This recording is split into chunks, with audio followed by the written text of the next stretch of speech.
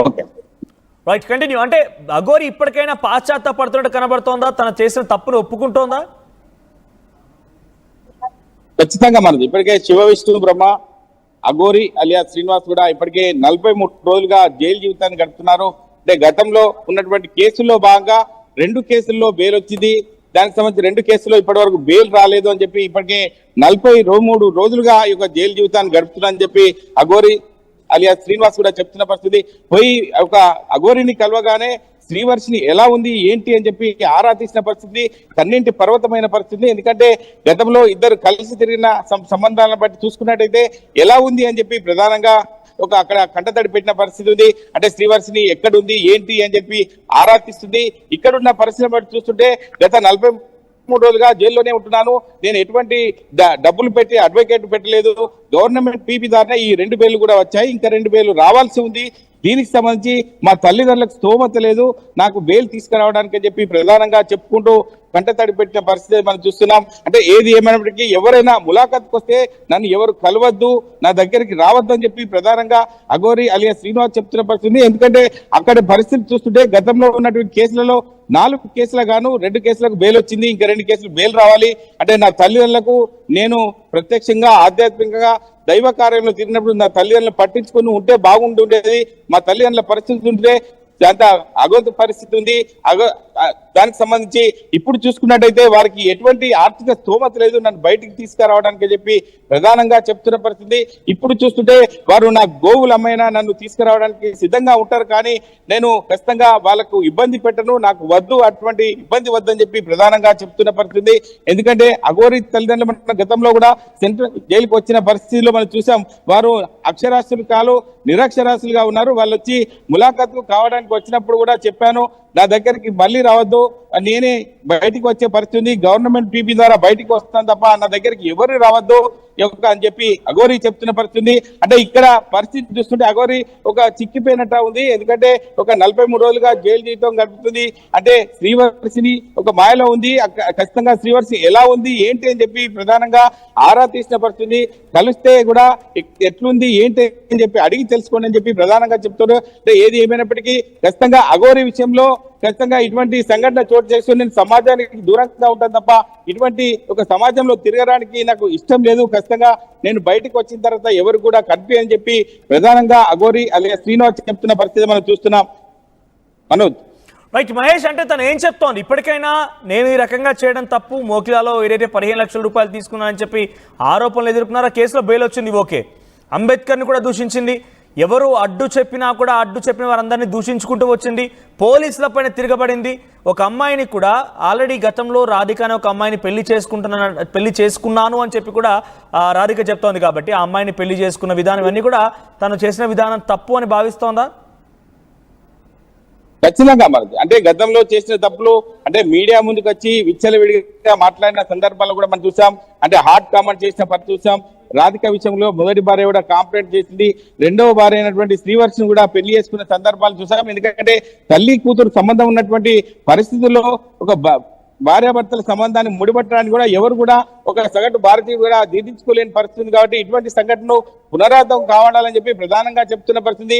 వీరి యొక్క ఫిర్యాదు మేరకు అఘోరిని అరెస్ట్ చేసి 43 రోజుల పాటు రిమాండ్ చేసిన పరిస్థితి. గతంలో తప్పులు ఒప్పుకున్నట్టుగా చెప్పుకోవచ్చు. ఎందుకంటే ఇటువంటి సంఘటనలు సమాజానికి హేళనగా ఉండే పరిస్థితులు ఉంటాయి. కాబట్టి ఇటువంటి సంఘటనలు పునరావృతం కాకుండా ఉండాలని చెప్పి ప్రతి ఒక్కరు కూడా కోరుకున్న పరిస్థితి. ఇటువంటి సంఘటన వల్ల అందరికి కూడా ఇబ్బందులు కలిగే పరిస్థితి ఉంది. ఇప్పటికైనా అఘోరికి సంబంధించి పరిస్థితిని బట్టి చూసుకున్నట్టయితే శ్రీవర్షిని ఎక్కడుంది ఏంటి అని చెప్పి ఒక తెలుసుకుంటుంది తప్ప కంటతడి పెడుతుంది తప్ప అఘోరి చూస్తుంటే చిక్కిపోయినట్టు మనకు తెలుస్తుంది. అంటే ఇప్పటికైనా రాబోయే రోజుల్లో ఇంకా 4 నెలల పాటు ఈ యొక్క బెయిల్ వచ్చే అవకాశం ఉందని చెప్పి అంతర్గతంగా కుమిలిపోతున్నది. ఇంకా ఎప్పుడు వస్తుంది ఏంటి అని చెప్పి నా బాగోగులు చూసేవారు ఎవరు లేరు, బెయిల్ విషయంలో ముందుకొచ్చి చెప్పే అంటే ముందుకు వచ్చేవారు ఎవరు లేరు, నా తల్లిదండ్రులు తప్ప ఎవరు వచ్చే పరిస్థితి లేదు. అంటే ఎవరు వచ్చినా కూడా ములాఖాత్కు రావద్దని చెప్తున్నా. ఎందుకంటే నాకు జరిగినటువంటి అన్యాయాలు కావచ్చు, నాకు జరిగినటువంటి సంఘటనలు కావచ్చు, అందరినీ నమ్ముకొని ఇంత దూరం వచ్చాను తప్ప నేను ఈ మీడియా ముందుకు వచ్చి ఇటువంటి ఇబ్బందులు ఎదుర్కొన్నా అని చెప్పి ప్రధానంగా చెప్తున్న పరిస్థితి మనం చూస్తున్నాం. రైట్ మహేష్, అంటే తన కోసం ఒక చారిటీ కూడా ఏర్పాటు చేశారు. శివ విష్ణు బ్రహ్మ అనే ఒక చారిటీ కూడా ఉంది. దాంట్లో 100 కోట్ల రూపాయలు ఉన్నాయి. తమిళనాడు నుంచి ఒక బిగ్ బిజినెస్ మ్యాన్ తన కోసం సహకారం అందిస్తున్నాడు. కారు కూడా వాళ్ళ పేరు మీదే ఉంది. ఆయనే ఇప్పుడు బెయిల్ ఇవ్వడం కోసం కూడా కొంత తీవ్రంగా ప్రయత్నాలు చేస్తున్నారు. సో ఒక రాజకీయ పార్టీకి సంబంధించినటువంటి మద్దతు కూడా ఆ శివవిష్ణు బ్రహ్మకి ఉందనేది ఒక చర్చ.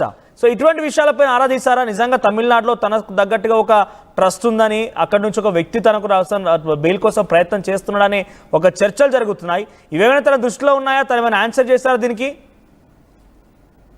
అంటే అటువంటి సంఘటన చూసుకున్నట్లయితే నా తల్లిదండ్రులు దీన పరిస్థితి మీరు చూడొచ్చు. అంటే అటువంటి సందర్భాలు ఉంటే మా తల్లిదండ్రులను ఒక మంచి ఉన్నత స్థాయిలో ఉంచేవాడిని కదా అని చెప్పి చెప్పుకున్న పరిస్థితి. అంటే ఇక్కడ చూస్తుంటే ఎక్కడ కూడా నాకు బ్యాంక్ లో డబ్బులు లేవు, ఏం లేవు.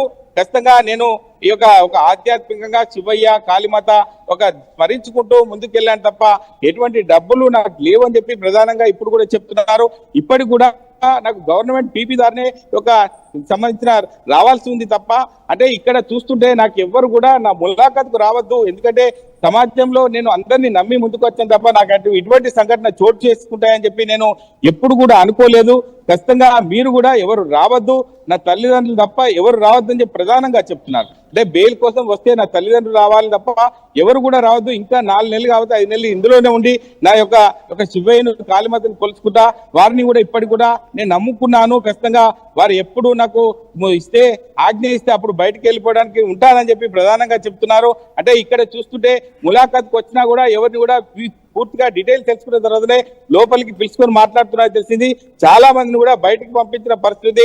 అంటే అఘోరి అలియా శ్రీనివాస్ ములాఖాత్కు వచ్చిన వారిని తీరా వాళ్ళ యొక్క సంబంధించిన సమాచారాన్ని తెలుసుకున్న తర్వాతనే లోపలికి పిలుచుకుంటుంది. అంటే ఏది ఏమైనప్పటికీ ఒక కాళీమాతను శివయ్యను పూర్తిగా విశ్వాసంతో నమ్ముకుంటున్నాను. వారే నాకు న్యాయం చేస్తారు, నా తల్లిదండ్రులే నాకు దిక్కవుతున్నారు తప్ప ఎవరు కూడా నాకు పట్టించుకునే పరిస్థితి లేవు, ఎవరు కూడా రావద్దు అని చెప్పి ప్రధానంగా చెప్తున్న పరిస్థితి మనం చూస్తున్నాం. మనం అంటే ఇక్కడ చూసుకోవచ్చు. అంటే ప్రధానంగా ఇప్పటి వరకు వివిధ రాష్ట్రాలు తిరిగినా అందరి దగ్గరికి కూడా కలిసిమెలిసి తిరిగినాను, కానీ ఇటువంటి సంఘటనలు చోటు చేసుకుంటాయని చెప్పి కూడా నేను అనుకోలేదని చెప్పి కంటతడి పెడుతున్న పరిస్థితి మనం చూస్తున్నాం. మనోజ్, రైట్ మహేష్. సో మొత్తం మీద లేడీ అఘోరి అలియాస్ శ్రీనివాస్ చెంచల్గూడ జైల్లో సుమారుగా 43 రోజులుగా జైలు జీవితం గడుపుతున్నారు. సుమారుగా 9కి పైగా కేసులు నమోదయ్యాయి. తాజాగా ఆర్టీవీ బృందం ఈరోజు లేడీ అఘోరి అలియాస్ శ్రీనివాస్తో భేటీ అయింది. సో ఈ నేపథ్యంలో కన్నీరు మున్నీరుగా విలిపించినట్టు తెలుస్తోంది. తనకు స్తోమత లేదు బయటకు వచ్చేంత, అందుకే నేను ప్రభుత్వం ఇచ్చేటువంటి అడ్వకేట్ పైన ఆధారపడి ఉన్నాను. తన తల్లిదండ్రులకు కూడా అంత స్తోమత లేదు. తల్లిదండ్రులు నిజంగా తీసుకురావాలంటే తను ప్రేమగా పెంచుకున్నటువంటి ఆవులను కూడా అమ్ముకోవాలి. అటువంటి సిచ్యువేషన్ ఇప్పుడు వద్దు అనుకున్నాను కాబట్టి నేను ఇలా ఉన్నాను. నేను సనాతన ధర్మం కోసం చావడానికైనా సిద్ధంగా ఉన్నానని చెప్తూనే వర్షిణి గురించి కూడా ఆరా తీసింది. వర్షిణి ఎలా ఉంది, వర్షిణి పరిస్థితి ఏంటి అని కూడా ఆరా తీసినట్టు తెలుస్తోంది.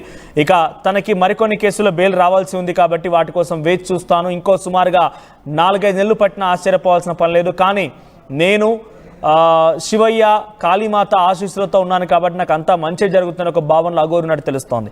సో లేడీ అఘోరి సుమారుగా 43 రోజులుగా జైల్లో ఉంది కదా.